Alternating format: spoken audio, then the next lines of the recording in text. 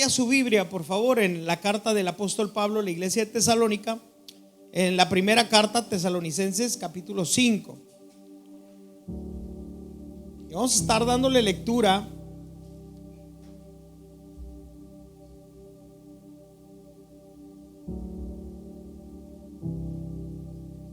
al versículo 12, del 12 al 12 y 13. Amén. Dice la palabra del Señor así, que en la primera carta a la iglesia de Tesalonicenses, capítulo 5, verso 12, verso 13. Amén. Dice la palabra del Señor así: os rogamos, hermanos, que reconozcáis a los que trabajan entre vosotros y os presiden en el Señor y os amonestan, y que los tengáis en mucha estima y amor por causa de su obra. Tened paz entre vosotros. Y pues bueno, quería compartirles yo acerca, pues algo relacionado con lo que estamos conmemorando hoy, que es honrando, de alguna manera decirlo así, a los servidores. Entonces, pues primero que nada, hermanos, esta carta se dice que es una de las primeras del apóstol Pablo, porque fue escrita en el año 50 aproximadamente después de nuestro Señor Jesús, de la resurrección, muerte y resurrección de nuestro Señor Jesús. Y Pablo escribe a la iglesia de Tesalónica, una iglesia que en uno de sus viajes él fundó, y que de alguna manera pues bueno, Pablo les escribe animándoles, ¿verdad? En esta primera carta, si nosotros leemos el primer capítulo, Pablo les habla acerca de las acciones que como cristianos debemos de tener en nuestras vidas. Y en el capítulo 1 principalmente, cuando Pablo arranca esta carta, habla acerca de la actitud que había en la iglesia de Tesalónica. Y había una actitud, hermano, de servicio, había una actitud de ser solícitos para la obra del Señor. Y de alguna manera Pablo resalta, ¿verdad?, la importancia de que haya en nosotros esa actitud. Y yo sé que cada uno de nosotros estamos como cristianos, hermano, el acontecimiento más maravilloso que nosotros podemos tener es la resurrección de nuestro Señor. No solamente su muerte, sino su resurrección. Si el Señor no hubiera resucitado, hermanos, entonces mismo Pablo dice que en vana sería nuestra fe. Pero la resurrección vino a cambiarlo todo para nosotros como cristianos. Aquellos que habían decidido seguir a Jesús, hubo un motivo, ¿verdad?, por el cual aún entregar sus vidas. Entonces, cuando pensamos en las palabras de Jesús, porque Jesús había anunciado quién era, y no solamente su ministerio, sino que habría de morir por causa, ¿verdad?, de que fuésemos salvos, pero también que habría de resucitar. Y entre esas palabras que se estaban cumpliendo, que se habían cumplido en la resurrección de Cristo, Él prometió que iba a volver por nosotros. Él prometió que habría de regresar por la iglesia. Y yo sé que cada uno de nosotros, ¿verdad?, tenemos esa esperanza viva, esa esperanza firme en nosotros, hermano, de que el Señor un día regresará. Pero Pablo, cuando le escribe a la iglesia de Tesalónica, Pablo le dice, ¿verdad?, que respecto a esta espera, a esta esperanza que había en ellos tenían una actitud pues de servicio para la obra del Señor. Y en el capítulo 5, Pablo ya habla acerca de las acciones que debe de haber en la vida del cristiano, aquellos que esperamos a Jesús. Y mientras esperamos, tenemos que trabajar para el Señor. Y si en nosotros, hermano, si nuestra vida se queda solamente con una actitud y no con una acción, pues hay algo, ¿verdad?, en nosotros que no cuadra, que no checa. Pablo enfatiza que la iglesia tesalónica, hermano, no solamente tenían una buena actitud, sino que esa actitud los llevaba a tener buenas acciones. Entonces Pablo le escribe a la iglesia y dice: os rogamos, hermanos, que reconozcáis a los que trabajan entre vosotros. Y cuando cuando Pablo menciona esto, hermano, es porque quiere decir que no todos tenían esa misma actitud de accionar. Quizá estaban compartiendo la misma fe, quizá estaban, ¿verdad?, esperando la venida del Señor y habían abrazado la fe y habían abrazado la instrucción que habían recibido de parte de Pablo, ¿verdad? Estos hombres que de alguna manera, hermano, no eran judíos, sino que eran hombres que eran gentiles, que habían recibido por primera vez el evangelio de buenas nuevas. Y ellos habían abrazado de todo su corazón la palabra, ¿verdad?, fiel que Pablo había dado para ellos. Pero no todos tenían la actitud de trabajar. Y es aquí donde Pablo enfatiza y dice, ¿verdad? Os rogamos, hermanos, que reconozcáis a los que trabajan entre vosotros. Y el trabajo, hermano, se entiende, el trabajo implica compromiso, implica sacrificio. Y quizá muchos no estamos dispuestos a hacerlo. Pero yo quiero que en esta tarde podamos reflexionar en la exhortación que la palabra de Dios hoy trae para nosotros. Que podamos nosotros, hermano, entender que muchas veces el trabajo en la iglesia, el trabajo para el Señor nos demandará sacrificio. Yo sé que muchos salimos del trabajo y lo que queremos es ir a casa, es ir y cenar algo rico, es ir y irnos a dar un baño para descansar, porque tuvimos un día pesado, porque tuvimos un día difícil. Pero cuando nosotros queremos trabajar para el Señor, eso queda en segundo plano, hermanos. Cuando nosotros queremos trabajar para el Señor, tenemos que sacrificar esa comodidad de nosotros o que queremos para nosotros. Quizá los más jóvenes, por la cuestión de la escuela, ¿verdad? Por la cuestión de la escuela no pueden estar, no se quieren comprometer o no pueden comprometerse para el servicio. Pero el servicio implica un sacrificio. Implica que muchas veces tengamos que esforzarnos un poco más respecto al tiempo que dedicaremos para estudiar. Y quizás a lo mejor nosotros decimos, no vamos a la iglesia porque hoy tengo un examen. Pero déjame decirte, joven, yo he escuchado testimonios de jovencitos que han puesto su confianza en el Señor y que han dicho, yo voy a servir a Dios y yo sé que Dios habrá de recompensar ese esfuerzo que yo estoy haciendo, ese esfuerzo que yo estoy, a ese compromiso que yo estoy haciendo con el Señor. Y hay testimonios donde hemos visto, ¿verdad?, cómo es que el Señor ha respaldado ese compromiso en la vida de estos jóvenes. De alguna manera, hermanos, trabajar para el Señor implica pues dejar nuestra comodidad a la distancia.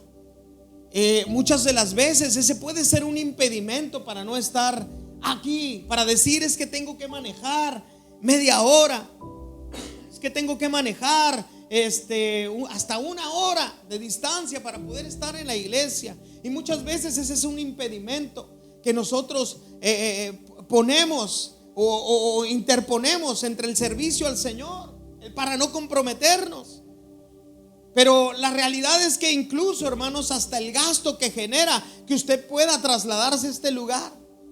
Pero la realidad de las cosas, hermano, es que si usted se compromete con la obra del Señor, usted estará sacrificando algún snack por ahí que se habría de echar cualquier otro día. Una coca, ¿verdad?, dice por ahí mi hermana. Algo, ¿verdad?, que en algún momento le va a tocar sacrificar, pero que al final de cuentas la recompensa es maravillosa cuando nosotros entregamos nuestro tiempo, nuestros talentos para la obra del Señor. Pero Pablo sigue diciendo y dice, ¿verdad?, que hay que reconocer a aquellos que trabajan entre nosotros y nos presiden en el Señor. Y esta palabra o este término de presidir habla de una guía, habla de aquellos que van delante de nosotros, aquellos que nos cuidan, aquellos que se toman el tiempo para invertirlo en nosotros como sus hermanos en la fe. Hablan de aquellos que han hecho un compromiso con el Señor de ayudar a los cansados, a los débiles, aquellos que se esfuerzan por poner de su tiempo para invertirlo en otra persona. Y mire, hablo de aquellos que se convierten en una guía para los que van empezando en su caminar con el Señor. Y de alguna manera, este tipo de personas, ¿verdad? En la iglesia de Tesalónica eran pocos los que estaban atentos a las necesidades de sus hermanos, de sus conciudadanos, por decirlo de alguna manera. Ellos tenían cuidado de otros. Pero aquí es donde pues pudiéramos pensar, ¿verdad? Bueno, ¿y por qué yo habría de hacerme responsable por un hermano?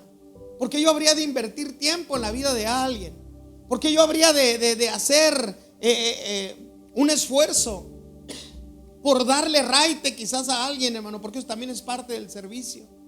Sin embargo, hermano, pudiéramos tener esa excusa de decir, ¿por qué lo tendría que hacer yo? Pero la realidad de las cosas, hermano, es que la iglesia de Tesalónica no estaba esperando que se le diera un título para poder servir al Señor. Había una solicitud en el corazón de ellos, porque ellos sabían que la obra que Dios había hecho por ellos era impagable, no se podía pagar de ninguna manera, hermano. Y cuando nosotros conocemos y tenemos un encuentro con el Señor, de alguna manera pasa lo mismo en nosotros. ¿Cómo podemos pagar nosotros la obra redentora de Jesús en nuestras vidas? No hay forma. Ni podemos añadirle a nuestra salvación por lo que nosotros hacemos. No hay forma.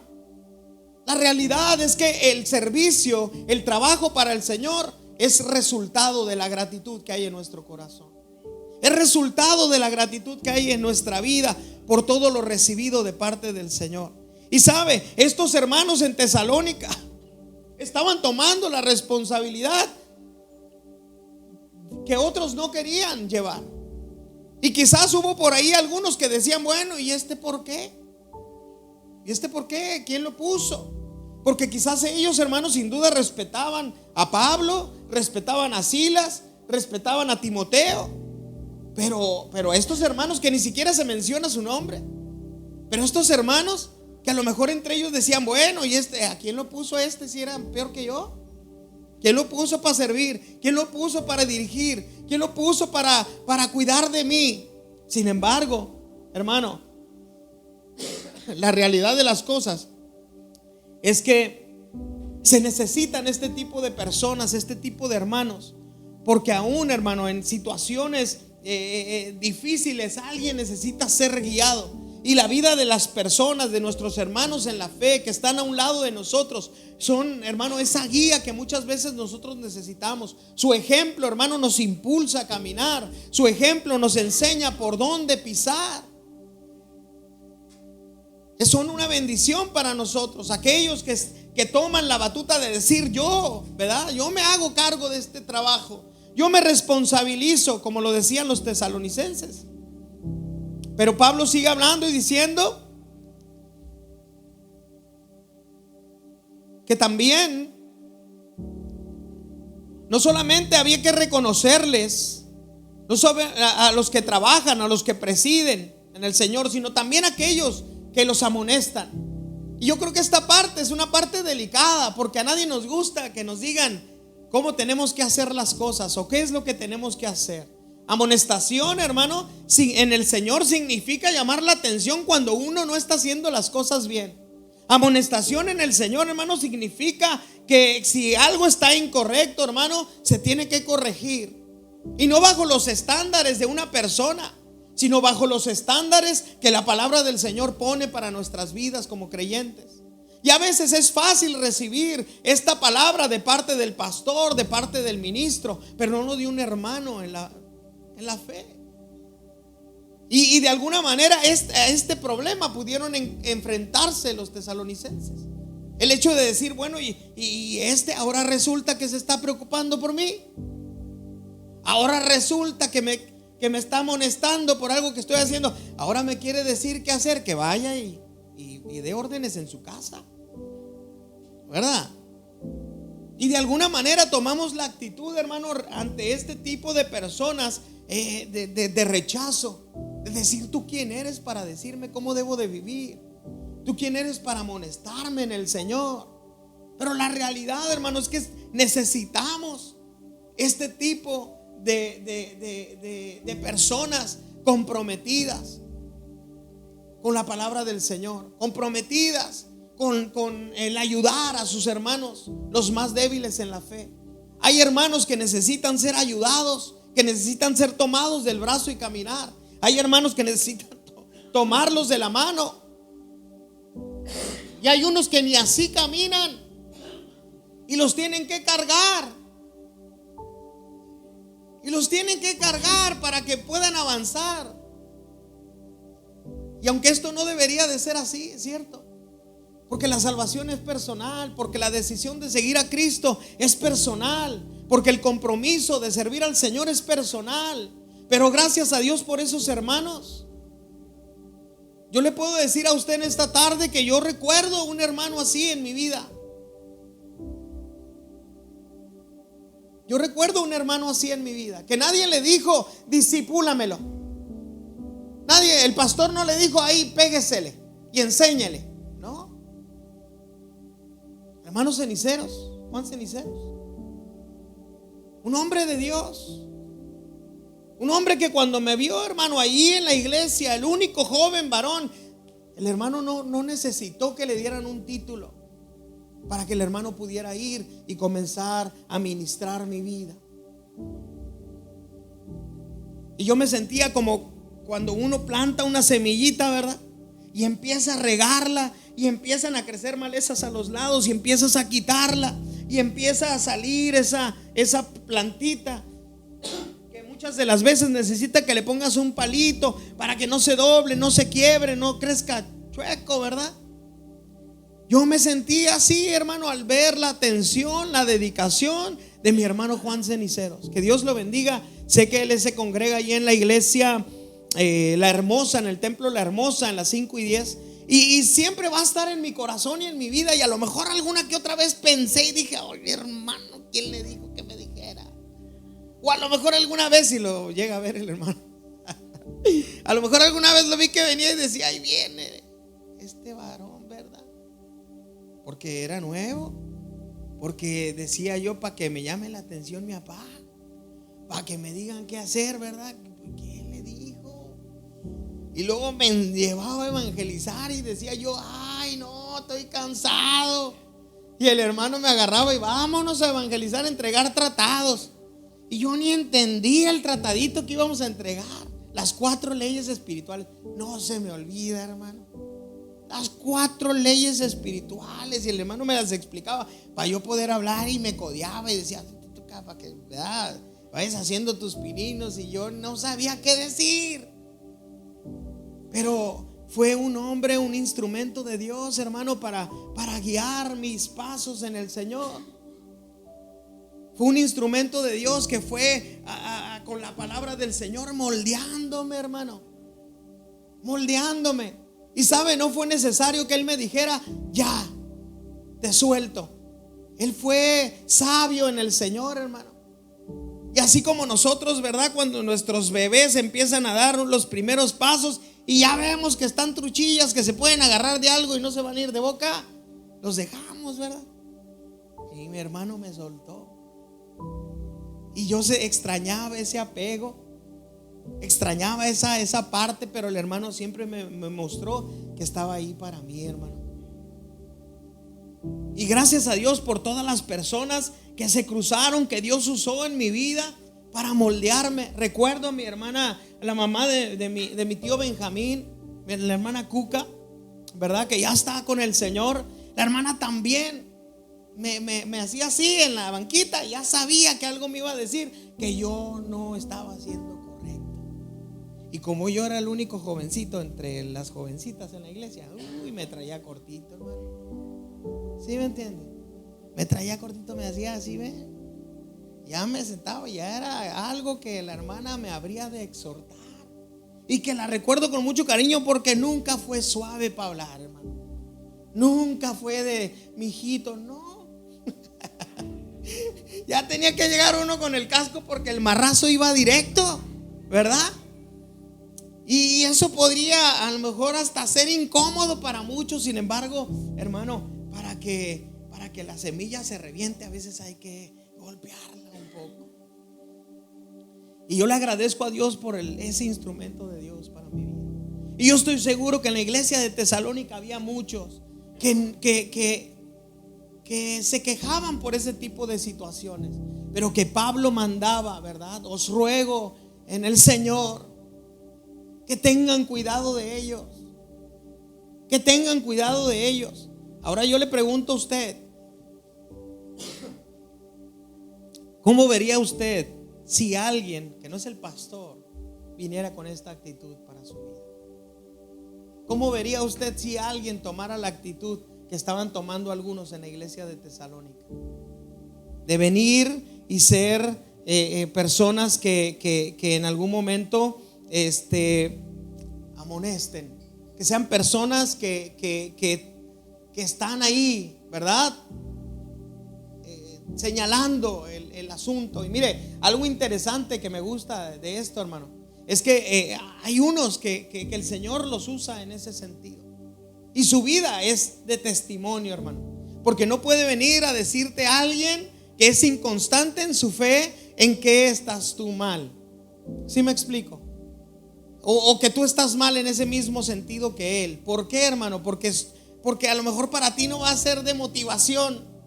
Pero cuando es alguien que tú miras que se esfuerza, que está ahí constantemente buscando, que es alguien que está haciendo un ejemplo de fe para tu vida, tú abrazas ese consejo, aunque no te guste al principio, pero abrazas ese consejo. Y no quiere decir que aquellos que toman esta actitud somos perfectos. No, ninguno somos perfectos. Pero la realidad de las cosas es que todos los días buscamos ser mejores para el Señor. Y yo quiero en esta tarde pues que podamos nosotros, ¿qué podemos hacer ante este tipo de personas que sirven? Ante este tipo de personas que nos presiden, que toman el liderazgo de nuestro departamento, del grupo en el que nosotros estamos. ¿Qué podemos hacer frente a personas que se toman el tiempo de discipularnos, de amonestarnos en el Señor? Sino que ser agradecidos con ellos, sino que tener una actitud de agradecimiento, de amor. Pablo les mencionaba y les decía, ¿verdad?, que tenían ellos que tenerlos, dice, y que los tengáis en mucha estima, dice, y por amor, dice, y amor por causa de su obra, tened paz entre vosotros. Pablo les dice, ¿sabes qué? Ámenlos. ¿Sabes qué? Apapáchenlos. ¿Sabes qué? Denle gracias. ¿Sabes qué? Reconózcanle lo que hacen. Y eso es lo que hemos venido haciendo en esta tarde. Reconocer el trabajo, reconocer el compromiso, el tiempo, reconocer el talento invertido en la obra del Señor para poder llevar adelante lo que el Señor ya nos ha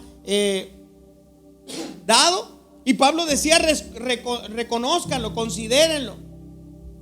Amén. Pero Pablo también menciona, hermano, que vivan en paz. Dice Pablo, vivan en paz. Y dentro de la iglesia, hermano, la convivencia tiene que ser así, en hermandad, en compañerismo, en amor, en paz. De alguna manera, hermano, eso es lo que nos tiene que caracterizar como hijos del Señor. Y tomemos las cosas que vienen de parte de estas personas que han invertido su tiempo para trabajar en Dios. Abracemos su trabajo, participemos cuando nos inviten, apoyemos en lo que hacen, agradezcamos, porque ¿sabe qué? Son parte de nuestra formación. Un día nos tocará a nosotros estar formando a alguien más. Un día nos tocará a nosotros tomar ese lugar, porque fueron ejemplo para nosotros. ¿Sabe? Cuando sucedió esto, yo tenía en el 93,